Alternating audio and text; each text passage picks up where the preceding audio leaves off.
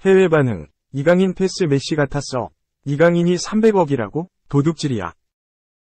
이강인은 리오넬 메시와 같은 패스를 선보였다. 위르겐 클린스만 감독이 이끄는 대한민국 축구대표팀은 지난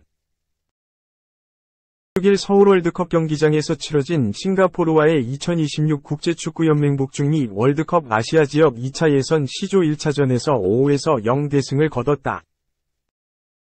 이강인의 존재감이 돋보였다. 선발 출격 후 그라운드를 누비면서 눈도장을 찍었다. 전반 44분 날카로운 크로스를 통해 조규성의 선제골을 도왔다. 이강인은 조력자 역할 수행 이후 해결사로도 나섰다. 후반 40분 아크 부근에서 슈팅 기회가 오자 강력하고 날카로운 대포화를 선보였고 클린스만호의 5번째 득점을 만들었다.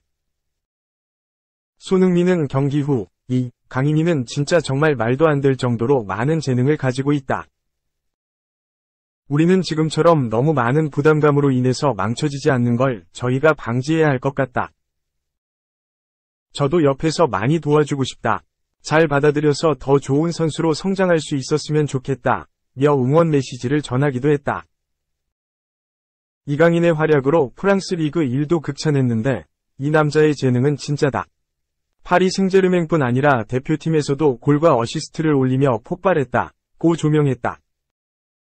프랑스 매체 RMC 스포츠는 이강인이 슈팅과 레이저 패스로 대한민국의 승리를 선물했다.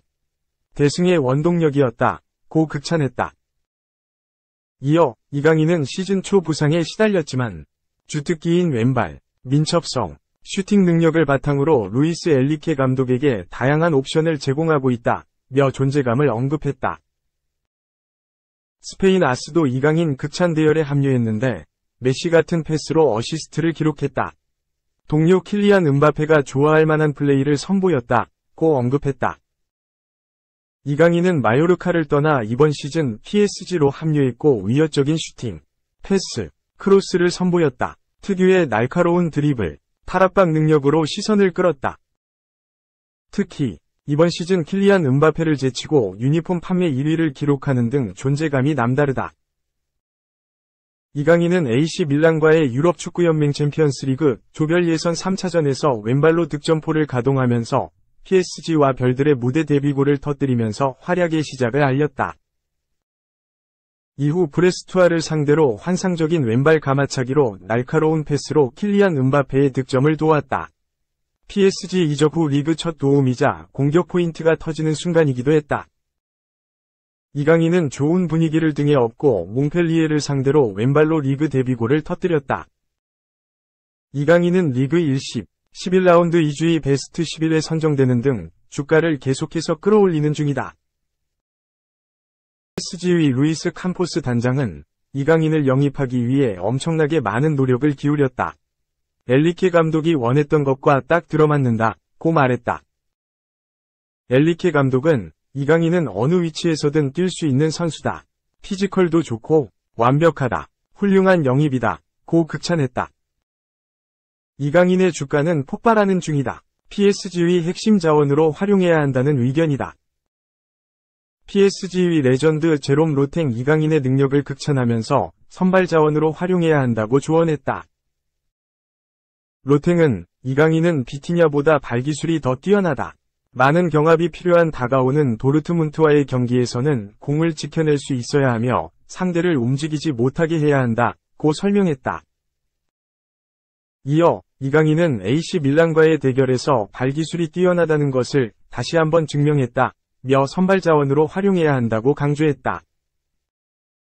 PSG에서 활약했던 에두아르드 시세도 이강인의 활약을 칭찬했는데 비티냐보다 기술적으로 더 뛰어나다. 볼을 더 잘 다룬다. 경기의 중심과 콤비 플레이, 좁은 공간에서 더 편안하게 움직인다. 30분 출전에 그쳐도 다이너마이트 같은 존재로 활력을 불어넣을 수 있는 선수다. 고 극찬했다. 파리 생제르맹 팬사이트 카날 서포터스는 PSG의 신입생에 대해 평가했는데 이강인도 빠지지 않았다. 이강인에 대해서는 시작은 시간이 좀 걸렸다. 시즌 초반 3경기를 치른 후 부상을 당했고 아시안게임에 출전했기 때문이다. 이후 자신감을 가지고 돌아왔다고 평가했다. 이어 이강인은 PSG의 하이브리드가 되어 플레이한다. 점점 더 중요한 선수로 자리매김하는 중이다. 플레이메이커 역할을 맡았고 동시에 득점으로 마무리하는 결정적인 역할까지 한다고 극찬했다. 이강인의 왼발 재능은 PSG가 아닌 대표팀 유니폼을 입고 클린스만호에서도 뽐내면서 존재감을 과시했다. 이강인은 티니지와의 대결에서 왼발로 프리킥 골과 멀티골을 만들어내면서 A매치 데뷔골의 기쁨을 누렸다. 이강인의 왼발은 베트남을 상대로도 터졌다. 후반 24분 손흥민의 패스를 받은 후 간결한 슈팅으로 A매치 2경기 연속 득점포라는 쾌거를 달성하기도 했다. 이어 싱가포르를 상대로 한 골 1도움의 공격 포인트를 기록하면서 악마의 왼발 위력을 과시했다. 2. 박지성 루니, 맨유 시절 제일 짜증난 상대, 등닭 장인, 첼시 MFV 극찬. 존 오비 미켈, 36, 이 뽑은 맨유에서 가장 까다로웠던 상대는 박지성, 42과 웨인 루니, 38, 다. 미켈은 맨유 레전드 리오 퍼디난드가 운영하는 팟캐스트 5의 최근 출연에 옛 시절을 회상했다. 현역 시절 첼시에서 맹활약한 그는 맨체스터 유나이티드 선수 중에서 박지성과 루니를 막는 게 가장 힘들었다고 고백했다. 이어 박지성은 절대 지치지 않는 선수였다. 첼시 선수들은 경기 내내 박지성을 눈여겨보고 경계하곤 했다. 박지성은 공이 있을 때나 없을 때나 항상 뛰어다니며 공간을 만들었기 때문이라고 평가했다. 또한 루니도 막기 힘들었다. 루니는 기술적으로 완성도가 높았고 신체적으로 정말 강했다. 루니의 공을 뺏을 수 없었다. 경기장을 자유롭게 돌아다녔기에 그가 어디에 있는지 파악하기 어려웠다. 특히 수비수 뒷공간으로 침투하면 도저히 막을 수 없었다고 설명했다. 당시 첼시를 이끌던 조세 무리뉴 감독은 미켈에게 이런 말을 했다고 한다. 미켈, 루니를 똑바로 지켜봐. 루니가 측면에서 넘어지더라도 넌 루니를 뚫어져라 쳐다봐야 해. 네가 알아차리기 전에 루니는 내 뒤에 서 있을 거야. 만약 루니가 공을 잡으면 넌 정말 큰 위기에 처할 거야.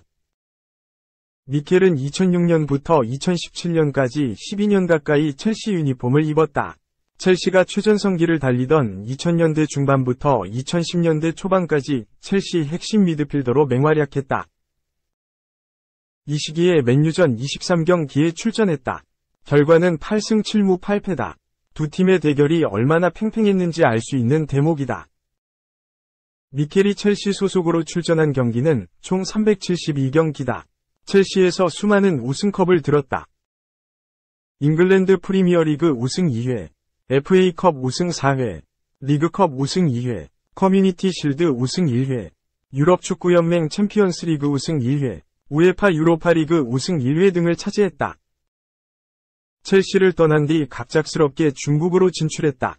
중국 슈퍼리그 텐진 테다로 이적해 2시즌 동안 동아시아 무대를 누볐다.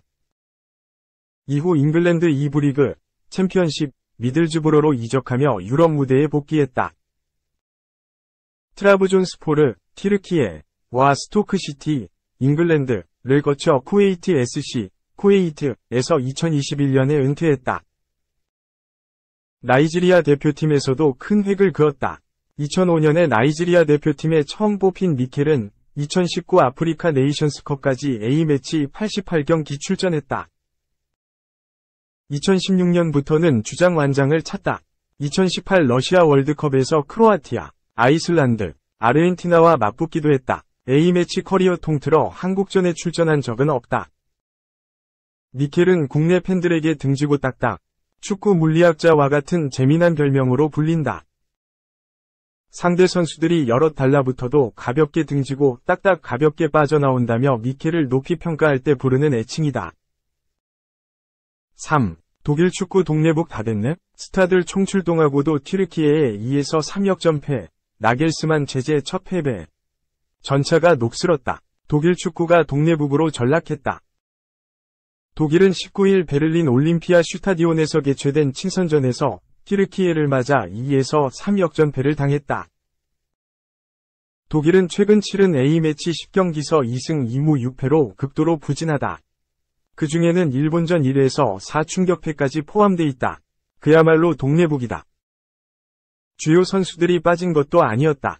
카이 하베르츠, 르로이 사네, 일카이 빈도한, 조슈아 키미히, 리디거, 율리안 브란트 등 이름만 들어도 아는 스타들이 총출동했다. 전반 5분 만에 하베르츠의 선제골이 터져 독일이 쉽게 이기는가 싶었다. 하지만 독일은 전반 38분 카디오글루에게 동점골을 내줬더니 전반 추가 시간 이디즈에게 역전골까지 허용했다. 독일은 후반 4분 필크루크가 다시 동점골을 넣어 반격했다. 하지만 후반 26분 통안에 페널티킥을 내줘 패했다. 단순한 친선전 패배가 아니다. 독일은 지난 9월 일본에 1에서 4 참패를 당한 뒤 한지 플릭 대표팀 감독을 전격 경질했다. 고민 끝에 선택한 인물은 위넨을 이끈 젊은 감독 율리안 나겔스만 36이었다. 그는 10월 15일 미국과 데뷔전에서 3에서 1승리를 거뒀다. 독일은 10월 18일 멕시코와 2에서 2로 비겨 무패 행진을 이어갔다.